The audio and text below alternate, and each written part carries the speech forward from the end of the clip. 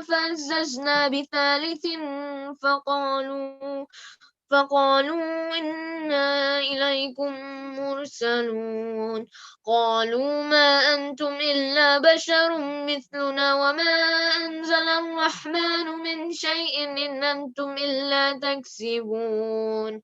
قالوا ربنا يعلم إنا إليكم لمرسلون وما علينا إلا البلاغ المبين. قالوا إنا تطيرنا بكم لئن لم تنتهوا لنرجمنكم وليمسنكم منا عذاب عليم. قالوا طائركم معكم أئن ذكرتم بل أنتم قوم مسرفون. وجاء من أقصى المدينة رجل يسعى قال يا قوم اتبعوا المرسلين اتبعوا من لا يسألكم أجرا وهم مهتدون. وما لي لا أعبد الذي فطرني وإليه ترجعون. أتخذ من دونه آلهة إن يردني الرحمن بضر لا تغني عني شفاعتهم شيئا ولا ينقذون. إني إذا لفي الضلال مبين. إني آمنت بربكم فاسمعون. قيل ادخل الجنة قال يا ليت قومي يعلمون بما غفر لي ربي وجعلني من المكرمين. وما أنزلنا على قومه من بعده من جند من السماء وما كنا منزلين إن كانت إلا صيحة واحدة فإذا هم خامدون. يا حسرة على العباد ما يأتيهم من رسول إلا كانوا به يستهزئون. ألم يروا كم أهلكنا قبلهم من القرون أنهم إليهم لا يرجعون. وإن كل لما جميع لدينا محضرون. وآية لهم الأرض الميتة أحييناها وأخرجنا منها هبا فمنه يأكلون. وجعلنا فيها جنات من نخيل وعناب وفجرنا فيها من العيون ليأكلوا من ثمره وما عملته أيديهم أفلا يشكرون. سبحان الذي خلق الأزواج كلها مما تنبت الأرض ومن أنفسهم ومما لا يعلمون. وآية لهم الليل نسلخ منه النهار فإذا هم مظلمون. والشمس تجري لمستقر لها ذلك تقدير العزيز العليم. والقمر قدرناه منازل حتى عاد كالعرجون القديم. لا الشمس ينبغي لها أن تدرك القمر ولا الليل سابق النهار وكل في فلك يسبحون. وآية لهم أنا حملنا ذريتهم في الفلك المشحون وخلقنا لهم من مثله ما يركبون. وإن نشأ نغرقهم فلا صريخ لهم ولهم ينقذون إلا رحمة منا ومتاعا إلى حين. وإذا قيل لهم اتقوا ما بين أيديكم وما خلفكم لعلكم ترحمون. وما تأتيهم من آية من آيات ربهم إلا كانوا عنها معرضين. وإذا قيل لهم أنفقوا مما رزقكم الله قال الذين كفروا للذين آمنوا ونطعم من لو يشاء الله أطعمه إن أنتم إلا في ضلال مبين. ويقولون متى هذا الوعد إن كنتم صادقين ما ينظرون إلا صيحة واحدة تأخذهم وهم يخصمون فلا يستطيعون توصية ولا إلى أهلهم يرجعون. ونفخ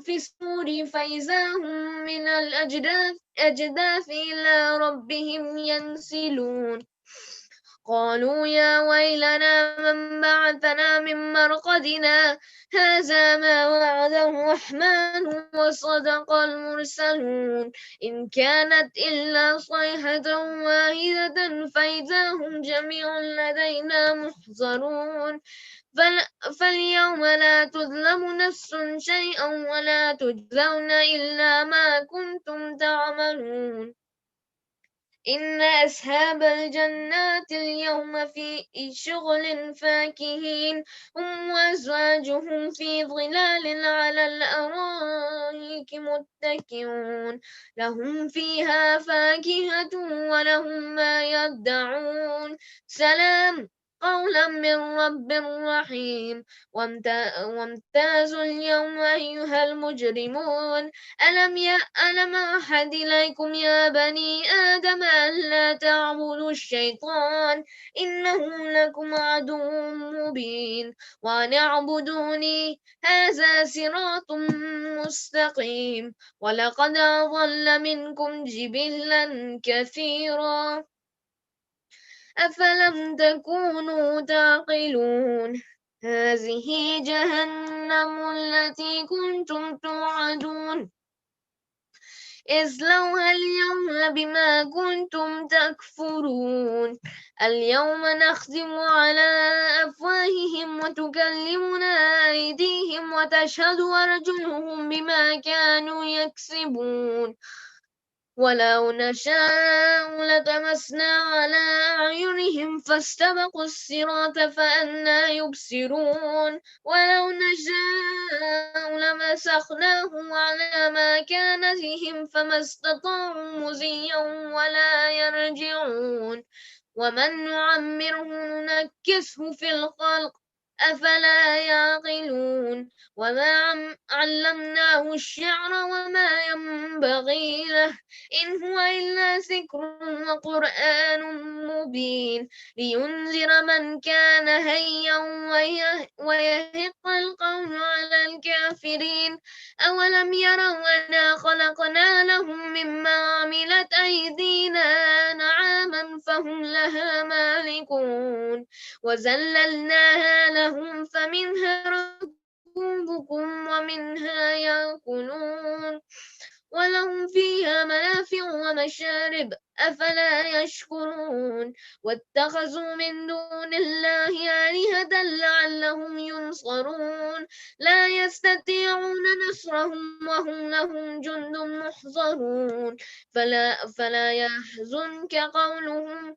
إنا نعلم ما يسرون وما يعلنون أولم يرى الإنسان أنا خلقناه من نطفة فإذا هم خاصم مبين وضرب لنا مثلا ونسي خلقه قال من يحيي العظام وهي رميم قل يحييها الذي أنشأها أول مرة وهو بكل خلق عليم الذي جعل لكم من الشجر الأخضر نارا فإذا أنتم منه توقدون أوليس الذي خلق السماوات والأرض بقادر على أن يخلق مثلهم بلى وهو الخلاق العليم إنما أمره إذا أراد شيئا أن يقول له كن فيكون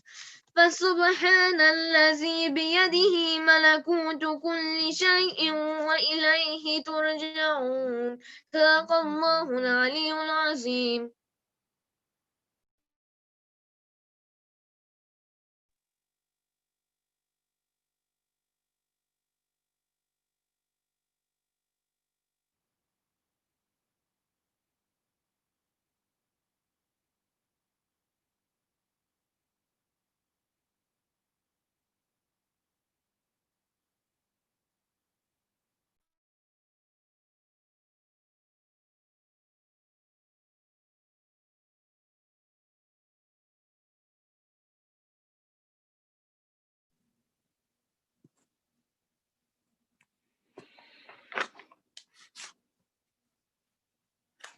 بسم الله الرحمن الرحيم. اللهم إني أسألك برحمتك التي وسعت كل شيء وبقوتك التي قهرت بها كل شيء وخضع لها كل شيء وذل لها كل شيء وبجبروتك وبجبروتك التي غلبت بها كل شيء وبعزتك التي لا يقوم لها شيء وبعظمتك التي ملأت كل شيء وبسلطانك الذي على كل شيء وبوجهك الباقي بعد فناء كل شيء وبأسمائك التي ملأت أركان كل شيء وبعلمك الذي أحاط به كل شيء وبنور وجهك الذي أضاء له كل شيء يا نور يا قدوس يا نور يا قدوس يا نور يا قدوس يا أول الأولين ويا آخر الآخرين. اللهم اغفر لي الذنوب التي تحتك العصام. اللهم اغفر لي الذنوب التي تنزل النقام. اللهم اغفر لي الذنوب التي تغير النعام. اللهم اغفر لي الذنوب التي تحبس الدعاء. اللهم اغفر لي الذنوب التي تنزل البلاء. اللهم اغفر لي الذنوب التي تقطع الرجاء. اللهم اغفر لي كل ذنب أذنبته وكل خطيئة أخطأتها. اللهم إني أتقرب إليك بذكرك واستشفع بك إلى نفسك وأسألك بجودك أن تذنئني من قربك وأن توزعني شكرك وأن تلهمني ذكرك. اللهم إني أسألك سؤال خاضع متذلل خاشع أن تسامحني وترحمني وتجعلني بقسمك راضيا قانعا وفي جميع الأحوال متواضعا.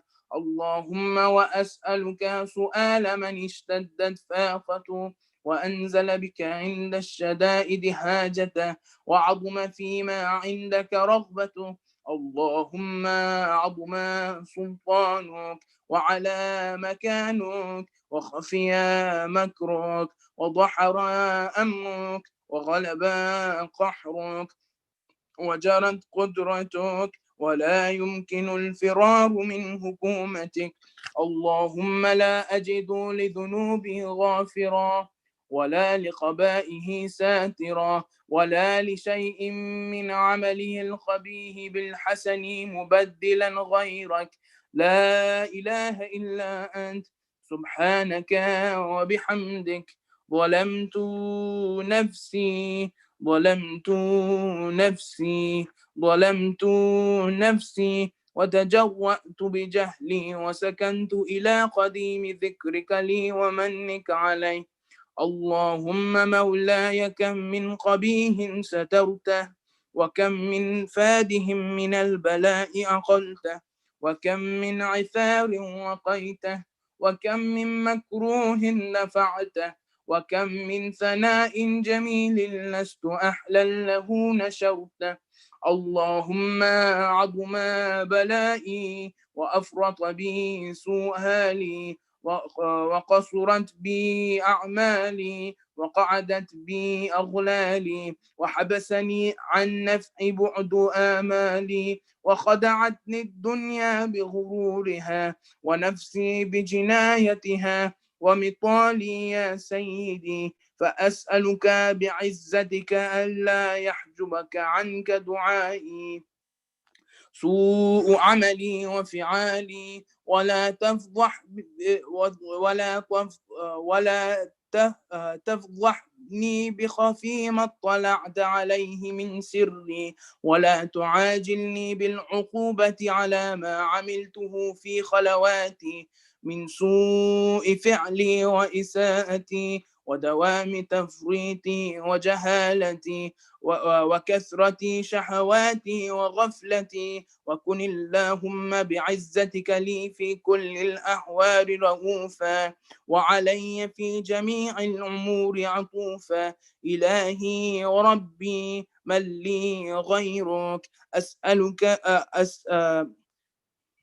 أسأله كشف ضري والنظر في أمري. إلهي ومولاي، أجريت علي حكما اتبعت فيه هوى نفسي، ولم أحترس فيه من تزيين عدوي، فغرني بما أهوى، وأسعده على ذلك القضاء، فتجاوزت بما جرى علي من ذلك بعد هدودك، وخالفت بعض أوامرك، فلك الحمد علي في جميع ذلك، ولا حجة لي فيما جرى علي في قضاؤك، وألزمني حكمك وبلاؤك. وقد أتيتك يا إلهي بعد تقصيري وإسرافي على نفسي، معتذرا نادما منكسرا مستقيلا، مستغفرا منيبا، مقرا مضعنا معترفا،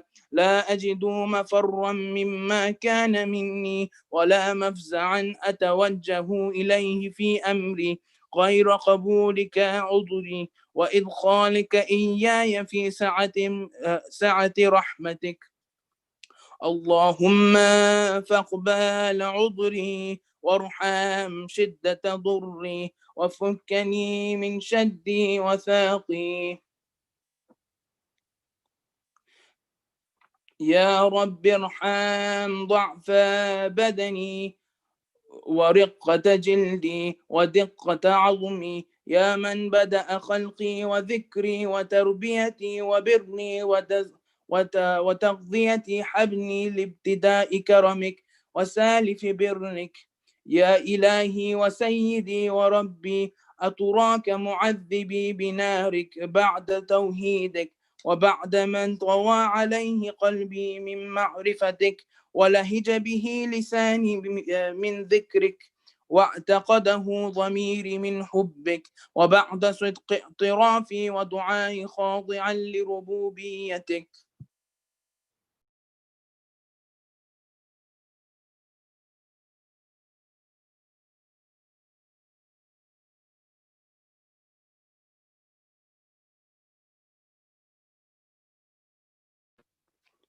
Should I keep going?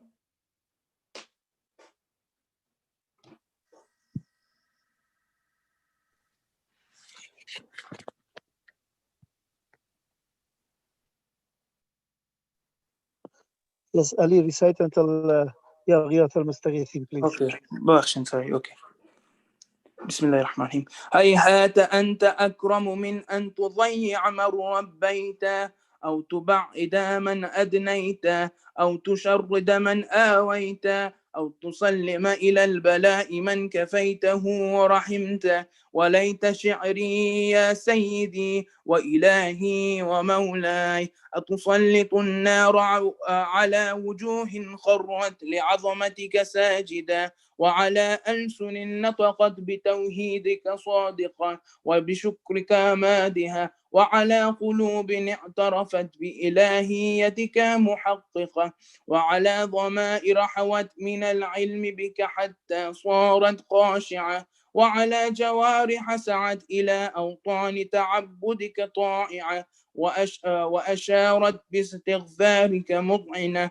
ما هكذا ظن بك، ولا أخبرنا بفضلك عنك يا كريم يا واب، وأنت تعلم ضعفي عن قليل من بلاء الدنيا وعقوباتها، وما يجري فيها من المكاره على أهلها، على أن ذلك بلاء ومكروه، قليل مكثوب، يسير بقاؤه، قصير مدته، فكيف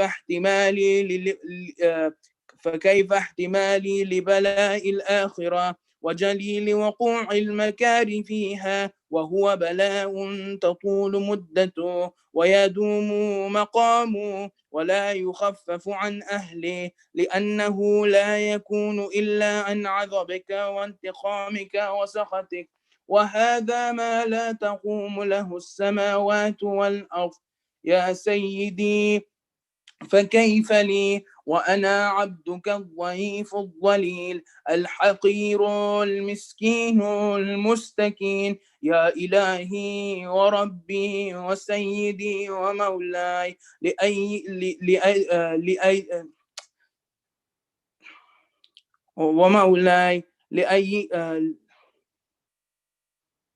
بسم الله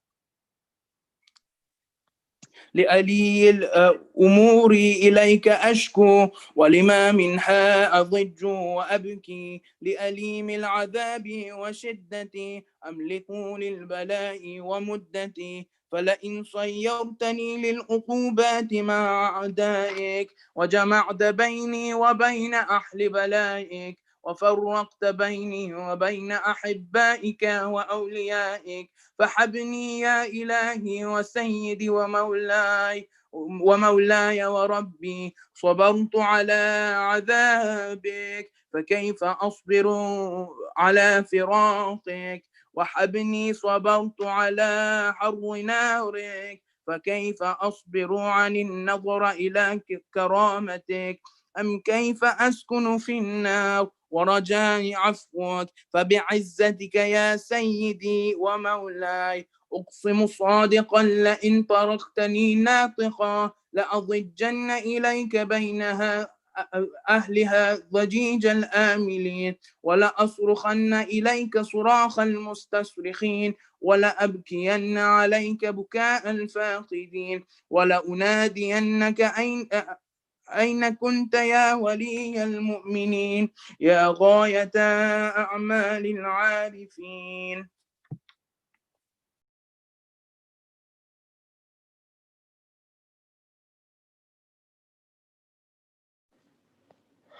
اللهم صل على محمد وآل محمد.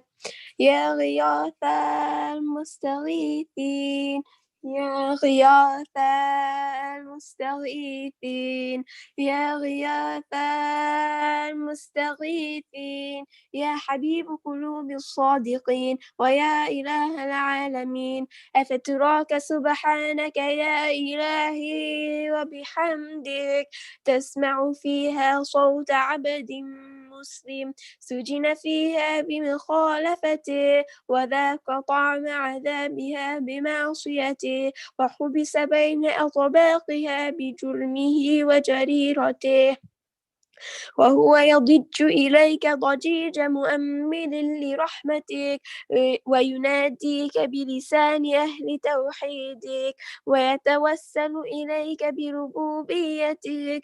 يا مولاي، فكيف يبقى في العذاب وهو يرجو ما سلف من حلمك؟ أم كيف تؤلمه النار وهو يامل فضلك ورحمتك؟ أم كيف يحرقه لهيبها وأنت تسمع صوته وترى مكانا؟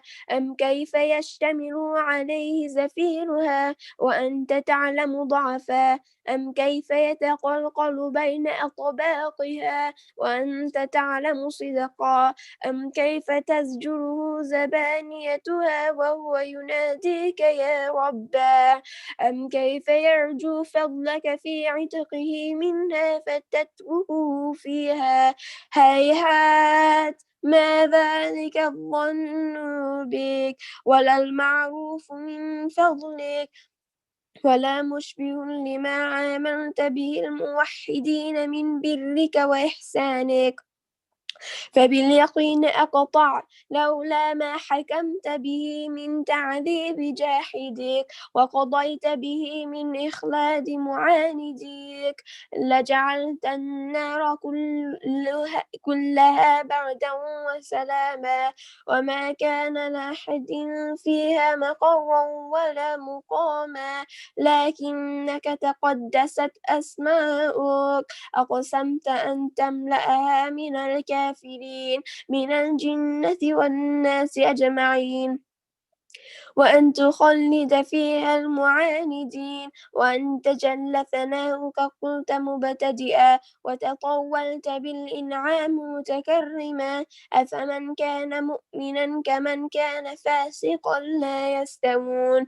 إلهي وسيدي، فأسألك بالقدرة التي قدرتها، وبالقضية التي حتمتها وحكمتها وغلبت من عليه أجريته، أن تهب لي في هذه الليلة وفي هذه الساعة كل جرم أجرمته، وكل ذنب أذنبته، وكل قبيح أسررته، وكل جهل عملته، كتمته أو أعلنته، أخفيته أو أظهرته، وكل سيئة أمرت بإثباتها الكرام الكاتبين الذين وكلتهم بحفظ ما يكون مني، وجعلتهم شهودا علي مع جوارحي، وكنت أنت الرقيب علي من ورائهم والشاهد لما خفي عنهم، وبرحمتك أخفيت وبفضلك سترت، وأن توفر حظي من كل خير تنزل أو إحسان تفضل أو بر تنشر أو رزق تبسط أو ذنب تغفر أو خطأ تستر. يا ربي يا ربي يا رب، يا ربي يا ربي يا رب، يا ربي يا ربي يا رب، يا إلهي وسيدي ومولاي ومهلك رزقي، يا من بيده ناصيتي، يا عليما بضري ومسكنتي، يا خبيرا بفقري وفاقتي، يا ربي يا ربي يا رب، يا ربي يا ربي يا رب، يا ربي يا ربي يا رب. أسألك بحقك وقدسك وعظم صفاتك وأسمائك أن تجعل أوقاتي في الليل والنهار بذكرك معمورا، وبخدمتك موصولا، وأعمالي عندك مقبولا، حتى تكون أعمالي وأورادي كلها وردا واحدا، وحالي في خدمتك سرمدا. يا سيدي يا من عليه معولي، يا من إليه شكوت أحوالي، يا ربي يا ربي يا رب، يا ربي يا ربي يا رب، يا ربي يا ربي يا رب. قو على خدمتك جوارحي، واشدد على العزيمة جوانحي، وابذل الجد في خشيتك والدوام في الاتصال بخدمتك، حتى أسرح إليك في ميادين السابقين، وأسرع إليك في المبادرين، وأشتاق إلى قربك في المشتاقين، وأدنو منك ذنو المخلصين، وأخافك مخافة الموقنين، وأجتمع في جوارك مع المؤمنين. اللهم ومن أرادني بسوء فآرد، كادني فكد، واجعلني من أحسن عبيدك نصيبا عندك، وقربهم منزلة منك، وأخصهم زلفة لديك، فإنه لا ينال ذلك إلا بفضلك، وجد لي بجودك، وعطف علي بمجدك، واحفظني برحمتك، واجعل لساني بذكرك لهجا، وقلبي بحبك متيما، ومن علي بحسن إجابتك، وأقلني عثرتي.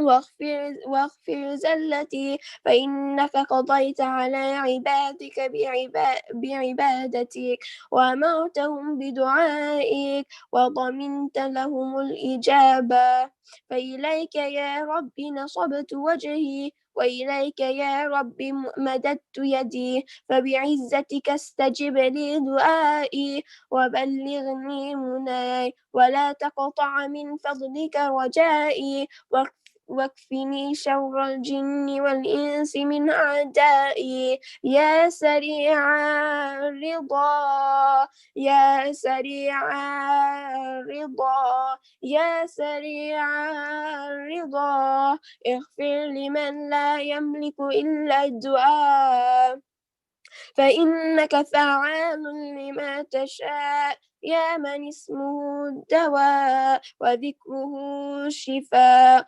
وطاعته غنى إرحام رأس ماله الرجاء وسلاهه البكاء يا سابغ النعم يا دافع النقام يا نور المستوحشين في الظلام يا عالما لا يعلم صل على محمد وآل محمد وافعل بي ما أنت أهله وصلى الله على رسوله والأئمة الميامين من آله وسلم تسليما كثيرا صلوات.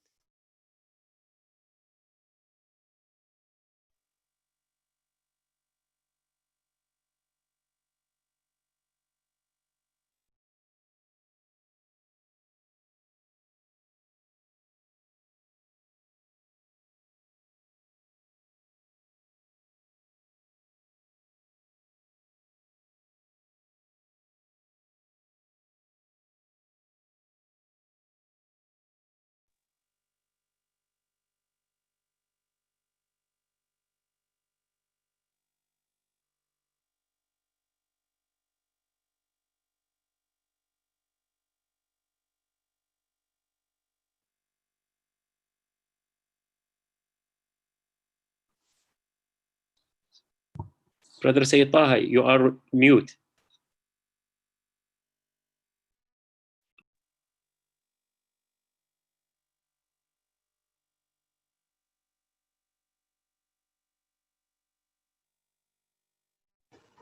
Yes.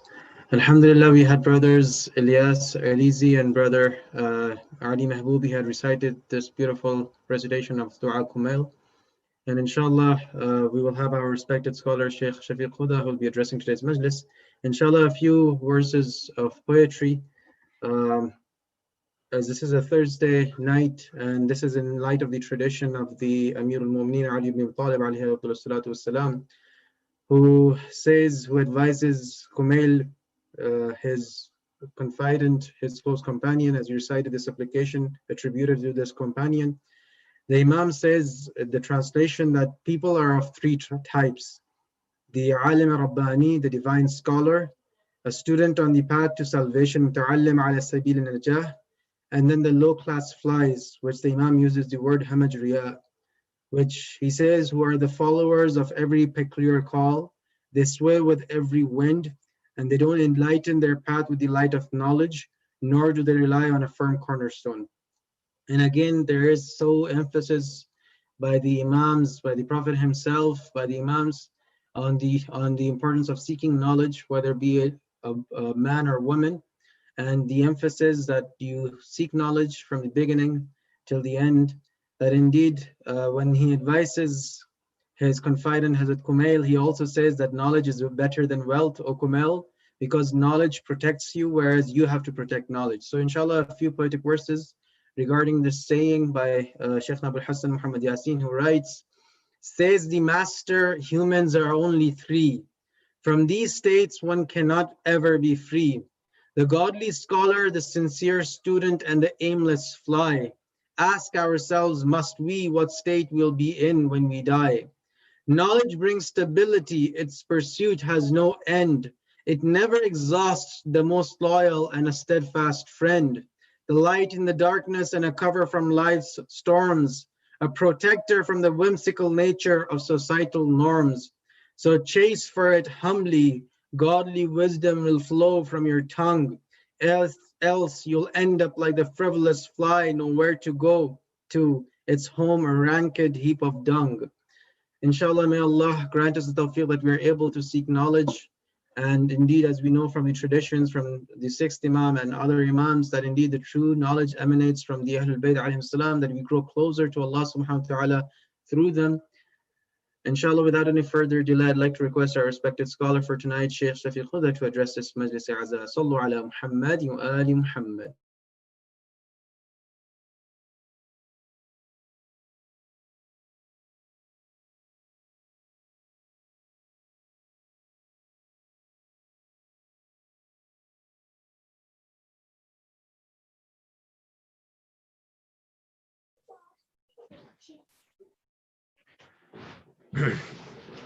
أعوذ بالله السميع العليم من الشيطان اللعين الرجيم بسم الله الرحمن الرحيم الحمد لله رب العالمين خالق السماوات والأرض إلها واحدا أحدا صمدا لم يتخذ صاحبة ولا ولدا والصلاة والسلام على أشرف الأنبياء والمرسلين خاتم النبيين رحمة للعالمين آها وياسين بالقاسم محمد اللهم صل على محمد وعلى محمد وعلى آله الطيبين الطاهرين المعصومين المظلومين المنتجبين ورحمة الله على محبيهم ولعنة الله على أعدائهم وقاتليهم وغاصب حقوق حقهم ومنكر فضائلهم مجمعين من يومنا هذا إلى يوم الدين أما بعد فقد قال الله سبحانه وتبارك في كتابه الحكيم وفرقانه المجيد وقوله الحق بسم الله الرحمن الرحيم قل لا أسألكم عليه أجرا إلا المودة في القربى صلوات على محمد وعلى محمد اللهم صل على محمد وعلى محمد. Respected Mu'mineen, Mu'minat, sisters and brothers, my youngsters, my elders, Assalamu alaikum jami'an wa rahmatullahi wa barakatuh. May the peace and blessings of Allah subhanahu wa ta'ala be upon all of you. I want to thank our dear Sayyid Taha for the introduction, for being the MC for the majalis and for the ceremonies, and our beautiful youngsters who recited the Surah Yasin, the Dua Kumel, and all the other recitations that are inshallah going to take place past, present and future. May Allah reward all of you. For it is these recitations that make the majalis, make the azadari, make the remembrance of Abu Abdullah al-Husayn alayhi salam as unique and as special as it is.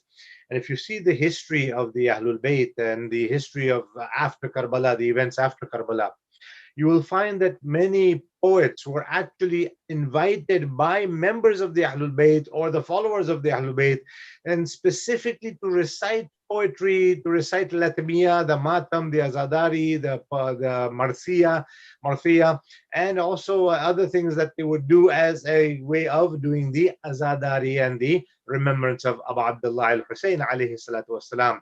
And this also actually, a lot of times our people ask, that when did this whole idea of majalis get introduced, and then from the majalis were the marsiyas and the nohas at that time as well? And these questions arise, and we actually find that the idea of majalis was always there, even in the battlefield of Karbala. Whenever the shuhada were brought to the camp, the Imam himself would do some what we would call latmiya or matam. The Imam would actually express his sorrow and azadari in various ways, including the recitation of poetry or a tribute to the shuhada. And then we see the majlis taking more shape in Sham when the accursed Yazid had given freedom to the Ahlul Bayt alayhimus salam. And at that time, the Imam Zainul Abidin alayhi salatu wassalam, Allahumma salli ala Muhammad wa ala Muhammad, before accepting the freedom, asked Hazrat Zainab, he told Yazid that I will not accept the freedom until I talk to my Aunt Zainab, and my Aunt Zainab will make the final decision. And when she said that, yes, tell Yazid that there are going to be conditions for our freedom. We will not just imagine for a moment that the freedom, those who are the captives should be waiting for their freedom. But members of the Ahlul Bayt did not do that. Did not. They said that we will make the conditions. We will see how we want to have the rihai, or the freedom, or the azadi. And so Imam Zain al-Abidin came back to the accursed Yazid. He said that my aunt Zainab has said that we first of all want all of the things that you had stolen in Karbala, what all the army of Umar has had destroyed, we want all those possessions returned. Yazid is actually surprised, alayhi la'an. He's actually surprised. He says, I looked at those things that they had snatched and they had stolen, they had taken from you on the plains of Karbala, but I did not notice anything that was of significant value. Allahu Akbar. Imam Zain al-Abidin actually replied and responded by saying that what you don't consider valuable, to us there is a very deep sentimental value. Some of the things were made by my grandmother Fatima Zahra salamullahi alayha. Some of those things were gifted by the members of the Ahlul Bayt, by the senior members of the Ahlul Bayt. They have meaning to us. What you may consider insignificant, to us is priceless. One of the things that we learned from this example is that the Ahlul Bayt did not put a monetary value on gifts that were given to them, did not put monetary importance or importance to the monetary value, but rather the sentimental or the emotional value. You know, when we look at the world around us today, and we find people struggling and striving for this is valuable, this phone is important, this car is important, this house is important, this gold bar is important, and they're looking at value and what will appreciate or raise in its value. The Ahlul Bayt taught us that there are certain things that are more symbolic in value, that are more sentimental or emotional in value, and that is where the true worth lies. And so when the Imam said that these things we want back, and one of the conditions was that we want to keep a majlis azah for Abu Abdullah Hussein, for my father Hussein. We want to keep a majlis. Reluctant as he was, yes, he didn't want to do it, but he agreed. So he said that you will have the majlis. So this is where we find that the first majlis. Now, of course, in Arabic, those of you who know, and my Arabic friends who are watching online or around, you will appreciate and understand. Majlis literally means to sit down. Ijlis is an order to sit. Majlis is a place where people have seated. But now in our terminology today, majlis refers to when we have a gathering for Abu Abdullah Hussein or any of the members of Ahlul Bayt alayhimus salam. So the majlis was kept, and that majlis for the ladies was recited by and overseen by Hazrat Zainab salamullahi alayha. And on the gent side, the zakir or the reciter of the majlis was none other than Ali ibn al-Hussein, Sayyid al-Sajidin, Imam Zain al-Abidin alayhi salatu wassalam. Allahumma salli ala Muhammad wa ali Muhammad. So this is where the first majlis, as we would consider it, or as we would know it, take place. In the 8th Imam's time, because we were talking about how the majlis sort of evolved and developed what we have now. In the 8th Imam's time, actual poets and marthiyah reciters were invited to come and actually deliver poetry and recitations as a way of making Imam cry, making the Mu'mineen cry. And of course, the Imams were always in a state of mourning and in a state of azadari whenever there was a majlis and whenever there was a remembrance of any of the Shuhada of Karbala and any of the Shuhada of Abu Abdullah al-Hussein alayhi salam. So one of the things that we find is that this is where the majlis started taking form and taking shape. So in different places, even today, when you look at different parts of the world, some of the people will do latmiya by beating their chest, will do matam with their chest, some will actually do matam on their forehead, some will do matam on their thighs. There's different ways that different cultures, different nationalities have done it. But the important thing to remember is to mourn about Abdullah, to shed tears for Abdullah. And if you recall, a couple of weeks ago when I was speaking the week before last, I said that one of the reasons why we are encouraged to cry, so much so, that Hazrat Zainab salamullahi alayha alayhi salam has actually mentioned that even if you cannot cry, at least keep your head down and make the image as if you are crying. And one of the things that tied into what Rasulullah sallallahu alaihi wasallam, Allahumma salli ala Muhammad wa ali Muhammad, has said, is that if somebody cannot cry, one should look at their sins, look at their heart, and see if they have become hard-hearted, or if their sins have put actually a barrier, a coating on their heart, and that prevents them from actually crying for Abu Abdullah, crying for their sins, because there are certain things that we have been told in a hadith of the Holy Prophet sallallahu alaihi wasallam, Allahumma salli ala Muhammad, whereby the Prophet said that on the day of judgment, all the eyes will be basically burning or crying. There's different narrations of this. That the eyes will be crying, the eyes will be burning on the day of Qiyamah, except three eyes. One is the eye that prevented itself from seeing haram. One is the eye that cried for the sake and the love of Allah subhanahu wa ta'ala. And the third is the eye that shed tears for the shuhada, for Abu Abdullah al-Husayn alayhi salam, and for the shuhada. So the Prophet actually had foreshadowed that there will be the people whose eyes will be safeguarded when other eyes will be in torment or in punishment. And so we are told, and we are told to analyze and check our own sins and our own inside hearts, make sure that we are soft-hearted, that we are not hard-hearted. And I wanted to, in today's discussion, mention, because some riwayah, some hadith of tariq, of history, mentioned that the 7th of Safar is the Shahadat anniversary of Imam Hasan al-Mujtaba alayhi salatu wasalam. Some have mentioned that it is the 28th of Safar. The Holy Prophet and Imam Hasan are marked their Shahadat together, and some books of hadith, tariq, history, have mentioned the 7th of Safar. So I'll talk a little bit about Imam Hasan al-Mujtaba alayhi salatu wasalam as well. This was the eldest grandson of the Holy Prophet of Islam, the eldest child of Amir al-Mu'mineen wa Imam al-Muttaqeen Ali ibn Abi Talib alayhi salatu wasalam, and Hazrat Fatima al-Zahra salamullahi alayha. Allahumma salli ala Muhammad. And it is narrated that in character he resembled the Holy Prophet of Islam. Imam Hasan Mujtaba, Mujtaba means the selected one, resembled the Holy Prophet very much so. He resembled the Holy Prophet in much of his character. And the Holy Prophet's whole life, innaka ala khuluqin azim. The Quran Majid says that you are the best khuluqin azim. You are the best of morals and characters and akhlaq. And so the Holy Prophet of Islam's character and nobility was such that none could have, been even, it's an example, none can comprehend and copy the life and the character of the Holy Prophet. But just to give you one example, a very beautiful example.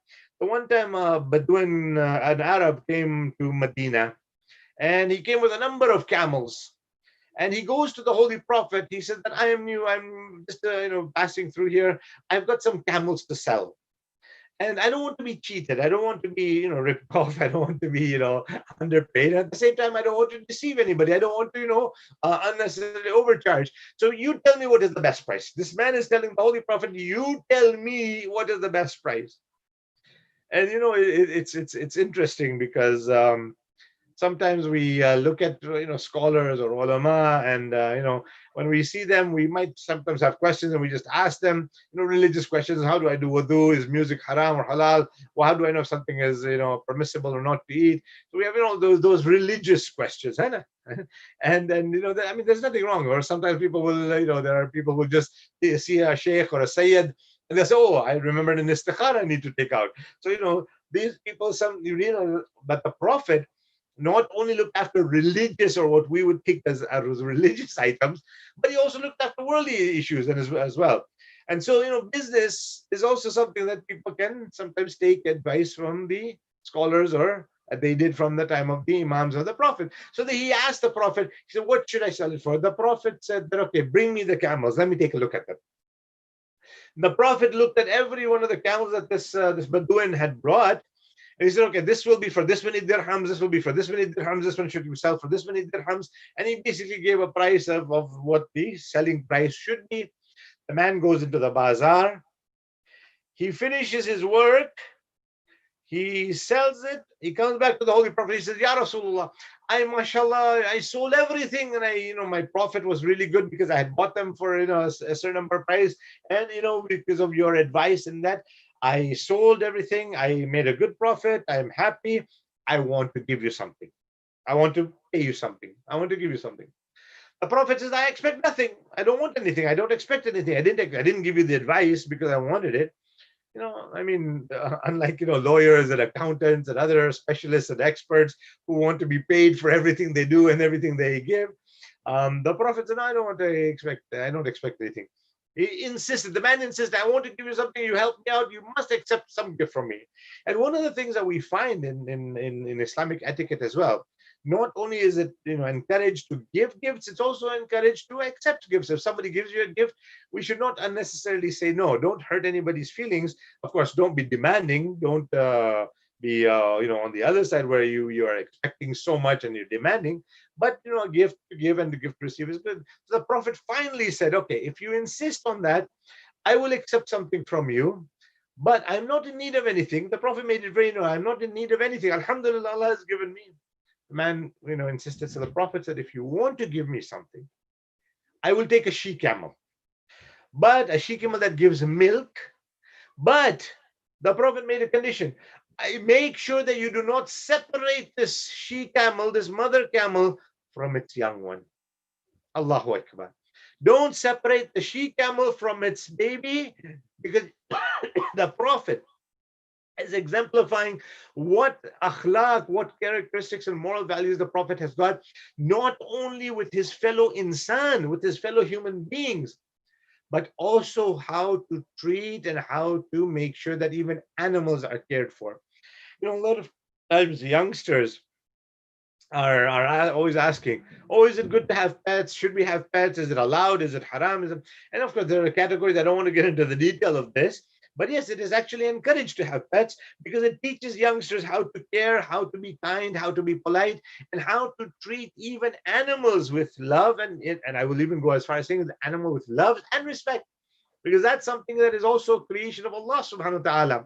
And not only animals, I will just take us to a higher level as well, that even the life forms that we may not understand or appreciate as life forms, which means the plants and the trees, even they are a form of life and they have to be respected and treated well.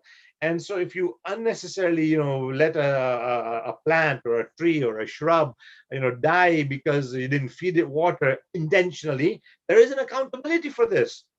It will affect our iman and our taqwa. Our faith will be affected because these are things that are living things that Allah subhanahu wa ta'ala has created. Somebody once sent me a message that if trees gave out Wi-Fi signal instead of oxygen, perhaps we would have treated them better. Perhaps we would have treated them better if they gave out Wi-Fi signals rather than oxygen. Because right now we don't care. How many trees? Do you know how many? If you all, especially my youngsters who are paying attention tonight in the lecture, just go and check out on Google or on MSN how many trees are chopped down every year. Just in Canada, North America, you see how many trees are chopped down. Now, alhamdulillah, with some of these environmental and some of these environmentally friendly groups that are taking a little more of a strong stand, now they're planning on replanting many trees, but even then, the number of trees that are being chopped out far exceed the number of trees that are being planted. That's a different matter altogether, a different subject altogether. What we know is that Islam tells us to be considerate and to be caring for the environment, for the plants, the trees, and may Allah reward all those who are for pets and who are taking care of them. May Allah reward each and every one of you. But this is a responsibility and obligation on our shoulders. Okay, so the Prophet said that you can give me this gift, but as long as you do not separate the she camel from itself. So you can see how much the Prophet cared. And so Imam Hasan, being the successor of Rasulullah, after the next Imam, after Amirul Mu'mineen alayhi salam, you can see that his character, his nobility, his kindness was the same. When people would abuse him, he would still be polite and pleasant. When people would try and say hurtful things to him, he was very patient. And on so many occasions, some of the ashab, some of the companions of the Imam would actually want to hurt somebody who said something about the Imam would actually stop them. In fact, a very famous example, which I'm sure many of you may have heard in the past as well, is that somebody from Sham comes, from Syria comes, and he starts abusing the Imam, he starts insulting the Imam, he starts insulting the family members of the Imam. The Imam is quiet. The companions who are around him, those who are near the Imam, they all take out their swords ready to chop this man into pieces. How dare you say that about Imam Hasan al-Mujtaba while we are here? Imam stops them. Imam doesn't, don't do anything. Wait. The man finishes his insults and his abuses. Then the Imam tells him, oh, you must be a visitor here. You're a newcomer here. In case you don't have a place to stay, you can stay in my house. I have an extra room. You will have everything, all the facilities you want, all the amenities you want. In case if you're hungry, I will give you food. The food is ready on my dastarkhan, on my dinner table. You can have as much food as you want. Go have it and keep some for tomorrow, whatever. In case you need some clothing or something, I'll give you brand new, fresh, new clothing. You can have that. Whatever. And the Imam, instead of responding an insult with an insult, the Imam goes to kindness and says, if you need something, if you're a visitor, if you have some difficulties, I will help you in that. The man is baffled when he hears this. He falls at the feet of the Imam and says that I bear witness, Ashhadu annaka anta waliyullah. I bear witness that you are the true representative of Allah subhanahu wa ta'ala on this earth. Please recite one salawat upon Muhammad and Ali Muhammad. Allahumma salli ala Muhammad wa ali Muhammad. So the qualities of the Imam were such. Is narrated, and actually, interestingly enough, this episode that I'm about to narrate to you is that I read it actually from a non-Shia source. So you can imagine how even the non-Shias have respected Imam Hassan. Then he narrates, the author of this book narrates that Imam Hassan used to go for Hajj. He had gone for Hajj 25 times on foot from Medina Munawwara to Makkah Mukarramah on foot, a 200-mile journey. One time he was going and his feet had become swollen because of the journey. And for those of you who, of course, today when we go for Hajj, it is very convenient. I'm not talking about this year. This is the year of the pandemic, the year of COVID-19. So there was a very, very limited Hajj. No outsiders were actually in the Hajj. But those of you who have been for Hajj, who have been for Ziyarah, Umrah, will know that when you go to Makkah or Medina, mashallah, the tiles are air conditioned. You fly into Jeddah or you fly into Medina, and then you take a nice, comfortable, air conditioned coach to Makkah and what have you. So I don't want to go into all that. I'm talking about doing Hajj at a time when Hajj was really Hajj. Hajj was Hajj. Imam Hassan went 25 times. One time he was going and his feet were swollen. His servant goes to him and says, Yabna Rasulullah, please come on the horse. Let's go on horseback, climb the mount, and we will do the rest of the journey on this. Imam Hassan says, no. He says, I want to do something for you. I'm worried. Look at your feet. Look what's happening. The blisters, they're bleeding and everything. Imam Hassan says that when we reach near our destination, there will be a seller of oil. There will be an Abyssinian brother. He will be selling this ointment. Buy the ointment from him, and inshallah, I will put that on and I will feel better. Okay. The Imam told him, and everybody is surprised. Everybody is, mashallah, fascinated. The Imam Hassan had already said that we will reach our destination. There will be a seller. So the non-Shias are saying that Imam Hassan had miraculous abilities and foresight. He goes, the servant of the Imam goes there, buys the oil, and when he finds out that the oil is for Hassan and Mujtaba, Hassan ibn Ali alayhi salam, he says, I don't want any money for it. Tell Imam Hassan, I don't want any money for it. The servant came back. The Imam says that, no, I will give you some payment. The man says, instead of giving me any payment, since this is for you, my wife is expecting a child. She has gone into labor. Please pray that there is a safe delivery. Now, again, this may not seem very important to us, but in past days, and even nowadays, it does happen that people have passed away in childbirth. One of the ulama, one of the sheikhs in our own community right here, very close to us, his wife passed away after childbirth. So it's not something that is only in those days. In those days, of course, the rate of passing away was much higher than it is today. And so this man is asking Imam Hassan and Mujtaba that please pray for my wife to have a safe delivery and the safety and the child and everything and all that. Imam tells him, Imam says, inshallah, your child will be born safely and your child will be a follower of Ahlul Bayt alayhim salatu wassalam. Allahumma salli ala Muhammad wa ali Muhammad. So the non-Shia writer is writing, he says, Hassan Mujtaba alayhi salam, he writes, rahimallahu alayhi, But he says Hassan and Mujtaba not only knew that there will be a seller in a journey that is 200 miles, he knew that there will be somebody selling the oil, somebody was selling the ointment.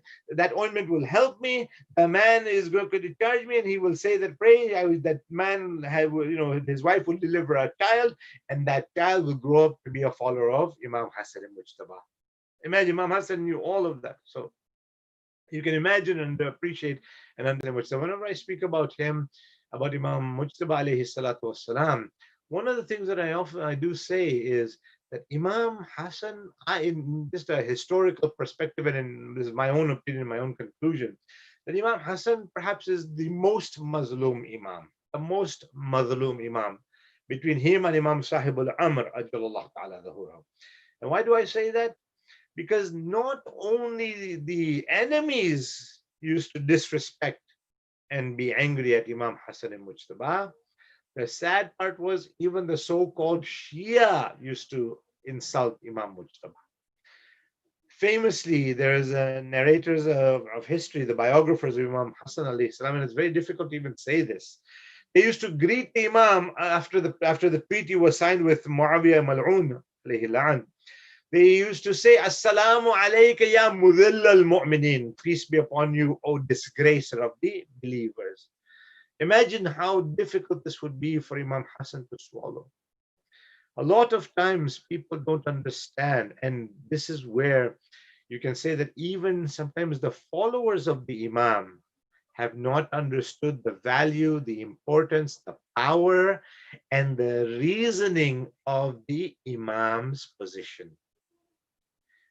Even the Shia, even the followers, even those who are so-called close, do not understand. And even if you look at today, a lot of times ulama have made a decision, ulama have taken a stand, ulama have said something, our maraja have made a certain decision. And what happens? It is usually the opposition that comes from the Shia themselves, those who claim to be followers of or muqallid of the marja or the alim. They are the ones who are the first to insult and na'udhu billah, disgrace the alim.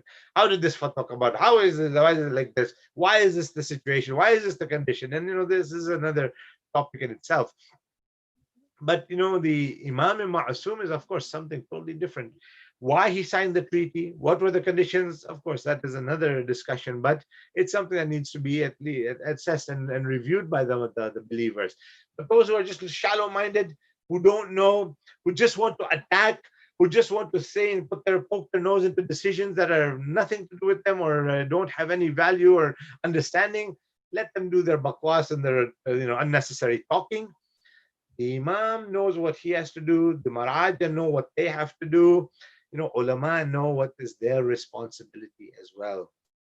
So it is important for those who don't understand. There may be things that may not be able to be disclosed at one time or another, but eventually history will tell what was the result or what was the reasoning for all that. So Imam is very mazloom because even those who were claiming to be his followers would end up insulting him. And when the time for his own shahadat came close, when his own martyrdom was coming close, the Imam called Imam Hussein. He calls Imam Hussein ibn Ali, his brother, and he says, "Oh Hussein," and Imam Hussein looks at the state of Imam Hassan. Imam Hassan is on bed. There's a very, very disturbing appearance on Imam Hassan. The energy is drained from Imam Hassan, and Imam sees blood around the Imam. And he says, "Ya Hassan, what has happened?" He says that this is my liver that has actually come out. I have been poisoned. In fact, Imam Hassan tells Imam Hussein that I have been poisoned on at least 40 different occasions. Some biographers have said 70. Some have said 40 different times I have been poisoned. And each of those poison used to knock me, like, end my energy. I would not be able to walk. I would not be able to talk. I would not be able to, it would burn me inside. But this last poison that has been given to me was so severe. It is narrated that if a part of that poison was given to anybody else, they would have been finished. Imam Hassan has got that inside him. The liver has actually come out of the Imam. Imagine the pain, the suffering. of the Imam. Imam tells Imam Hussein that this has been the worst one and this is now the end, and I know it's coming. Imam Hassan alayhi salam gives his wasiyat to Imam Hussein. The biographers have written that Imam Hussein embraces Imam Hassan. One of the other things that Imam Hassan has done at his deathbed, he has called Farwa, and he tells Farwa, because Qasim was just a baby at the time, he gives Farwa a little ta'weez, a little amulet, and says, when the most difficult time upon you arises, open this up, and there will be something in there for Qasim. And as you know, in the battlefield of Karbala, the amulet was open and there was a letter addressed to Qasim and there was a letter addressed to Imam Hussein. The letter addressed to Imam Hussein was that, oh Hussein, my brother, do not refuse this sacrifice from me. Do not say no to Qasim when he wants to give his life on my behalf. The letter to Qasim had said that, oh Qasim, make sure you lay down your life for your uncle Hussein on the plains of Karbala. My dear mourners, the Azadari of Abu Abdullah and Hazrat Qasim is deep in our hearts. We have just remembered in the last month Muharram the remembrance of Qasim and all of the Shuhada. But Imam Hassan has one unique factor at his Shahadat, at his martyrdom. Imam Hassan is the only Ma'soom who was being taken towards the place where the Prophet was buried, in Masjid al-Nabawi. The enemies of Ahlul Bayt started firing arrows. The coffin, the burial shroud of Imam Mujtaba. The burial shroud of Imam Mujtaba was blood soaked again. This was the only Ma'soom whose body was actually brought back into the house. Imam Hussein had to change the kafan. And Imam Hassan had already told Imam Hussein that if any enemies have made a fuss about me being buried near the Prophet, take me to Jannatul Baqi and bury me there. If my mother, according to some narrations, Hazrat Fatima Zahra is buried in Jannatul Baqi, Imam Hussein then comes, cleans the coffin, changes the burial shroud, and takes his brother to be buried in Jannatul Baqi. وسيعلم الذين ظلموا أي منقلب ينقلبون Inna lillahi wa inna ilayhi raji'un. Oh Allah, accept this ibadat from us. Forgive our sins, Ya Allah. Give us the tawfiq to remain away from sins and act on the teachings of the Quran Majid and the Ahlul Bayt. All are those who are ill, whether it is from this pandemic, whether it is from any other illness, whether it is any life-threatening or even a simple illness, Ya Allah, grant them shifa kamila from their illnesses, Ya Allah. All are those who have left this dunya, grant them maghfirat. When we leave this world, Ya Allah, protect us from the difficulties of maut, the difficulties of death, the difficulties in the qabr and difficulties in Yawm al-Qiyamah. All are those who are suffering any shortfall in their rizq, in their sustenance. Increase their rizq, increase their sustenance, Ya Allah. Protect our ulama, our maraja, the mujtahideen who are serving while the Imam is in occupation. Grant them a long and healthy life and grant them success and safety from the difficulties that are around them. Allah, for the sake of this Laylatul Jummah, of this Shabbat Jummah, we ask you to return our Imam al-Hudda, Imam al-Qaim back to us. Let us see Imam the Zuhur, Zamana Zuhur with our own eyes. Let us be amongst the Ashab and the Ansar of the Imam. Let us be with the Imam till the end of our lives. رَبَّنَا تَقَبَّلْ مِنَّا إِنَّكَ أَنْتَ السَّمِيعُ الْعَلِيمُ. If we can please join together and recite 5 times Ameen for those who are ill, for Allah Ta'ala to give them shifa, for those, for our hajat to be accepted, for the safety of Imam Sahib al-Amr, and also the safety and the security of those who are suffering, the Madhlumeen, who are suffering in Bahrain, in Pakistan, in Iran, in Iraq, in Afghanistan, in Palestine, in Nigeria, in Yemen, in Syria, in Kashmir, in Myanmar, wherever there is suffering, Ya Allah, all together, Mu'mineen, Mu'minat, my youngsters, my elders, Bismillah ar-Rahman ar-Rahim.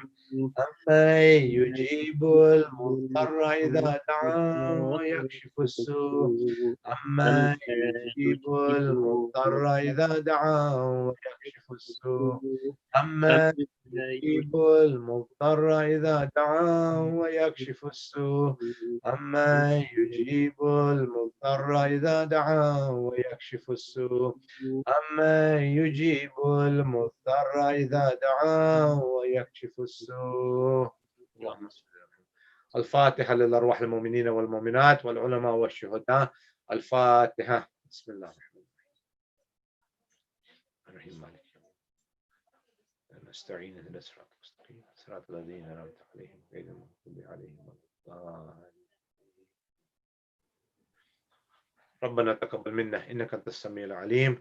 جزاكم الله خير والسلام عليكم جميعا ورحمة الله وبركاته. Sheikh Al-Aziz, thank you very much. Sheikh Shafiq, inshallah, reciting a short poem commemorating the Sa'adah of Imam al-Hasan alayhi al-Mujtaba alayhi salam, and then we'll have our respected Dr. Muhammad who will be reciting the Al-Barfa. बेखता मारा गया सिब्ते रसूले दूसरा हसन सब्ज क़बा बेखता मारा गया सिब्ते रसूले दूसरा हसन सब्ज क़बा बेखता मारा गया सिब्ते रसूले दूसरा हसन सब्ज क़बा ज़हर से टोकरे जिगर खून से कफन लाल हुआ वह हसन सब्ज क़बा बेखता मारा गया सिब्त रसूले दूसरा वह हसन सब्ज क़बा खून गलते हुए भाई को बहन ने देखा और तड़प कर ये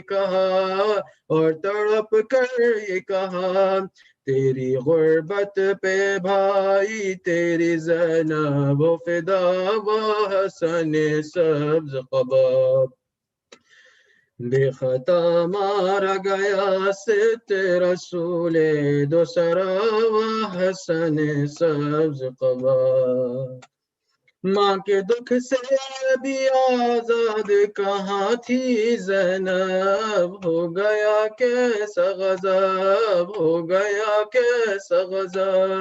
बाप जिंदा न रहा भाई सुए खुल्द गया वह हसन सब्ज क़बा बेखता मारा गया सिब्त रसूले दूसरा वह हसन सब्ज क़बा कर दिया ज़हर हलाल ने जिगर के टुकड़े और कासिम के लिए कम सीनी में है ये गम शाम गरीबा जैसा वह हसन सब्ज क़बा बेखता मारा गया सिब्त रसूले दूसरा वह हसन सब्ज क़बा घर से एक बार जनाजा जो निकल जाता है कब वो फिर आता है ऐसा ताबूत है ये लौट के जो घर आया वह हसन सब्ज क़बा बेखता मारा गया सिब्त रसूले दूसरा वह हसन सब्ज क़बा शहने उस वक्त जो गाजी को न रोका होता हश्र हो जाता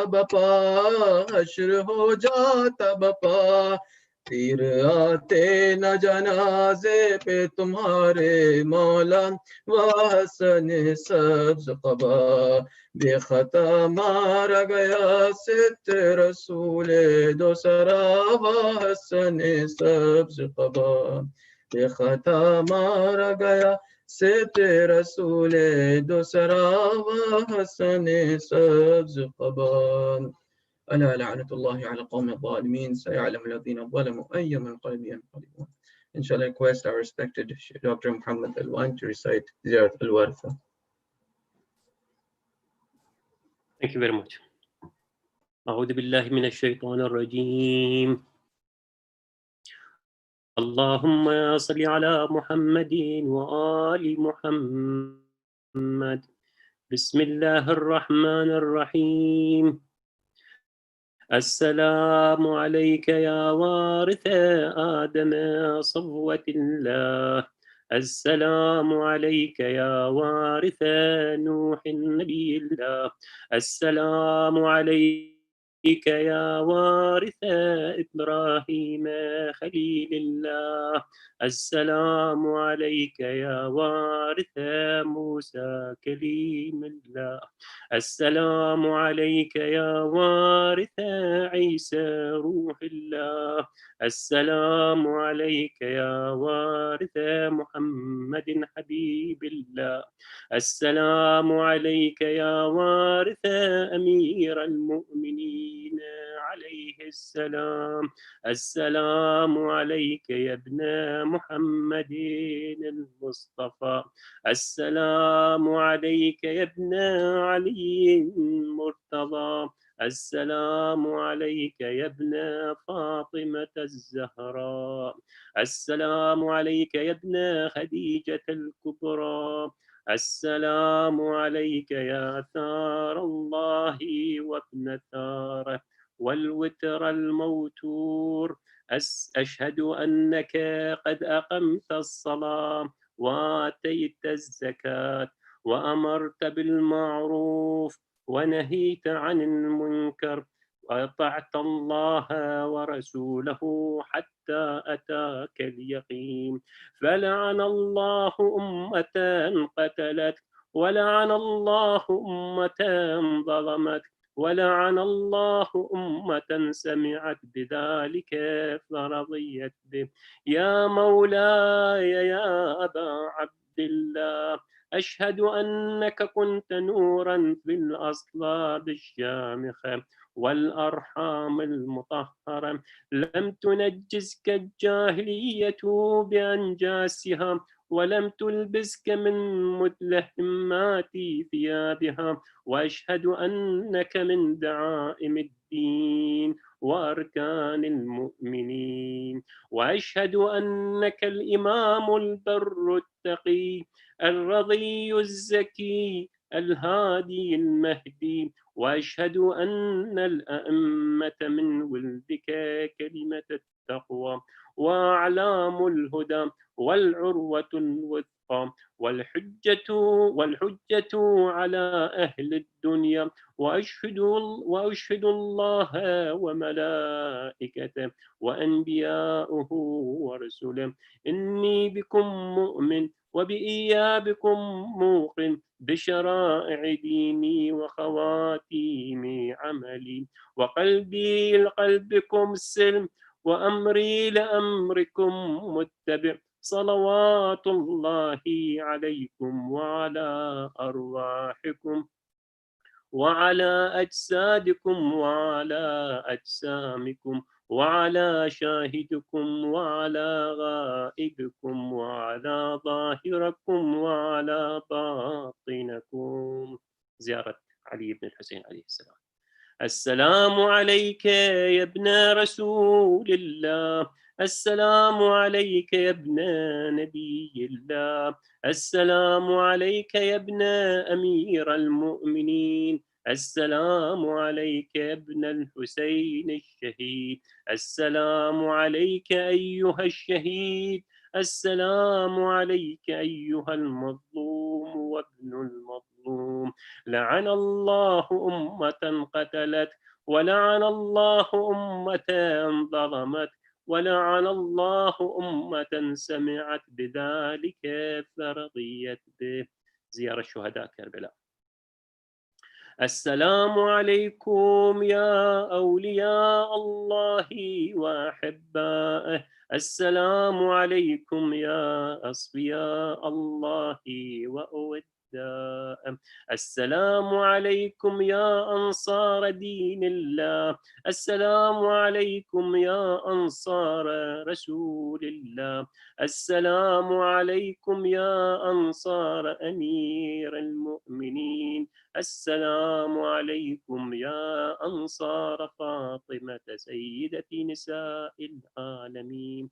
السلام عليكم يا أنصار أبي محمد الحسن بن علي الولي الناصح. السلام عليكم يا أنصار أبي عبد الله بأبي أنت أنتم وأمي طبتم وطابت الأرض التي فيها دفنتم وفزتم فوزا عظيما فيا ليتني كنت معكم فأفوز معكم. زيارة العباس علي.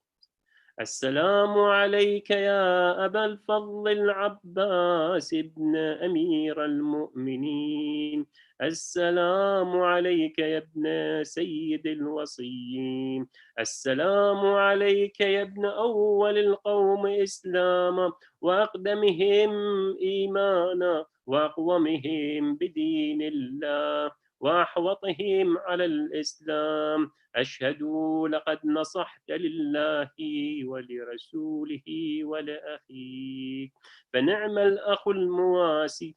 فلعن الله أمة قتلت ولعن الله أمة ظلمت ولعن الله أمة استحلت منك المحارم وانتهكت حرمة الإسلام. فنعم الصابر المجاهد المحامي الناصر والأخ الدافع عن أخيه المجيب إلى طاعة ربه الراغب فيما زهد فيه غيره من الثواب الجميل والثناء الجميل. وألحقك الله بدرجة آبائك في جنات النعيم.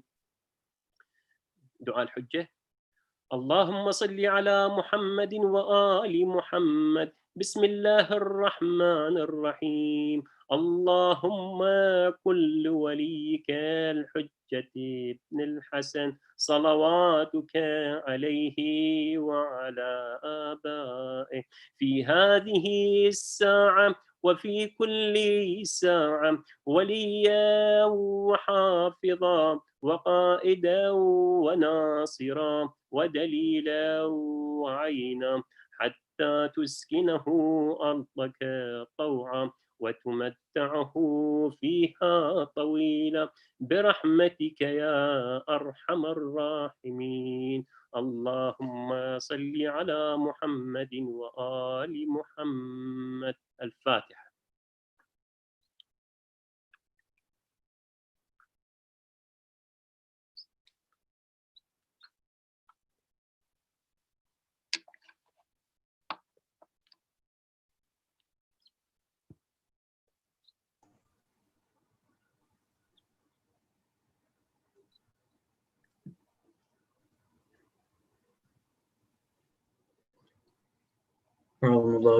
Thank you very much, Dr. Muhammad. May Allah keep you and everyone around you, inshallah, and all the members of the community blessed and inshallah safe in this time. And inshallah, with this, we'll conclude our program for tonight. Wassalamu alaikum wa rahmatullahi wa barakatuh.